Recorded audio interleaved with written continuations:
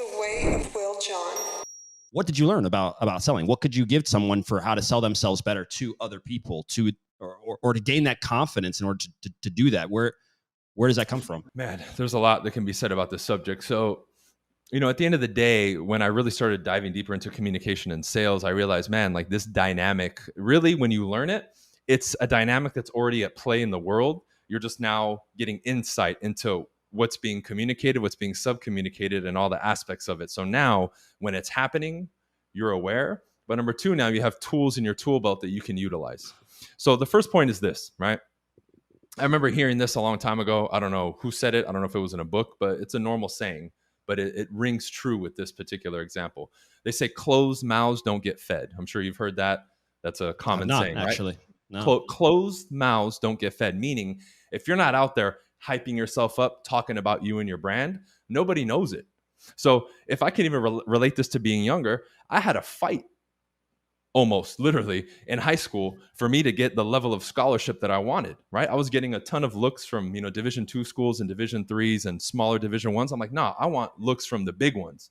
So I don't know if my coach was helping me or not. I said, dude, give me their phone number. What's their addresses? I'm going to send them tape. Right. I'm going to call them and say, hey, watch my tape. What do you think?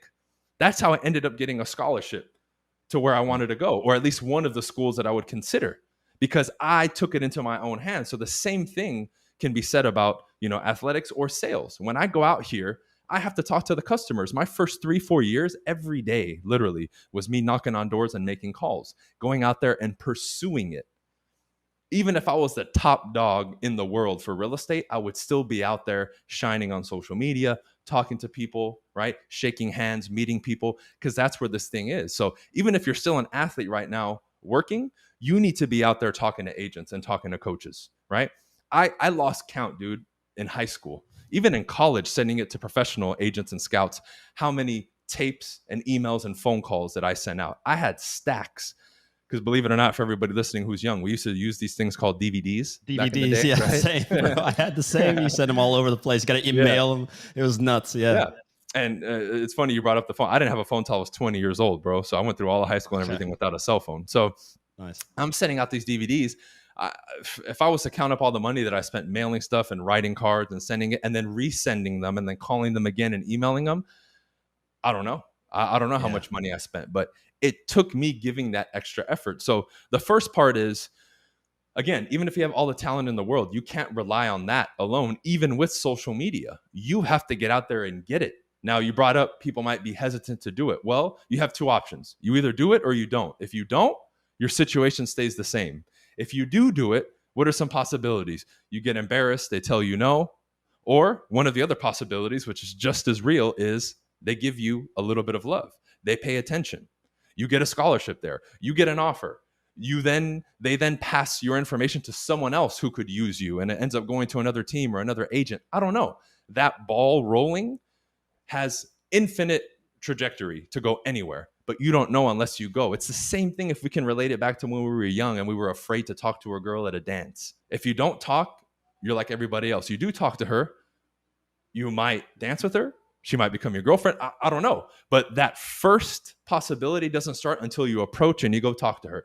It's the same thing with this. And that's such a common thread today, the fear. And I tell people, there's no magical concoction I can give you for the fear.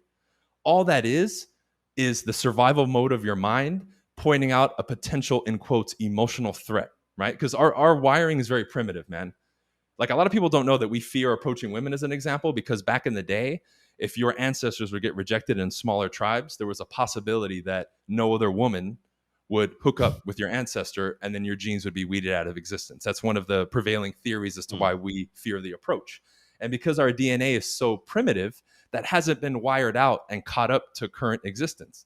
You could message a girl online, get rejected in person, and odds are you'll never see them again. Right. No one will make fun of you. It's not like your neighbor's going to come out and be like, hey, last year you got rejected by so-and-so, you loser, right? That'd be hilarious. So when you recognize that on a logical level, you still will get the emotion, but at least your mind, which is the most powerful tool that you have, can at least say, okay, I get this uncomfortable feeling. However, I cannot let it stop me from taking this next step, because that fear is irrational. This is a survival mechanism. I need to acknowledge it, but keep moving forward. It's just like if you've ever been in a situation like me where I've been scared, but I still respond, I still have the same fear that other people have, but I respond, right? So the question is, you have the understanding now, what's the action you're supposed to take? And you take it, right? Now, the difference is I wired that into me quicker by putting myself in those positions, right? So for me in the beginning, cold calling and going door to door was pretty daunting to me, but I oversaturated myself. I did 3 hours of each, like every day. After a week or two, I enjoyed it. I wasn't afraid anymore. I was looking forward to it because I said, man, most people are actually pretty cool. Very rarely do I get people who are mad at me or angry or emotional. And for the most part, the conversations are pretty decent. And I'm getting really good at this. I'm getting people's phone numbers and emails. This is getting fun. Just like with sports, the better you got, the more fun it was. It's nice for me to go out, even having not played for a month or two, and go dunk on some kids. It's cool because they don't look at me and think I can play basketball. So I get enjoyment out of that. But why can I still do that? It's from the decades of me putting in work and still taking care of myself. But there was times where me getting on the court or going to a tryout or making a call was very scary because I'm getting on the court now with professionals and I'm still, 17, 18, 19 years old. That's scary, but I still showed up. So that's what has to be done. A decision has to be made by you. Am I going to do this? Or am I going to give into the excuse like everybody else? And my thing was, I'm going for it, man. If the game's on the line, coach, give me the ball. I got you. I'll put it in the basket. Like that level of confidence. Some of you may have that on the court, but you feel like it doesn't translate to life. It does. You just have to allow it to.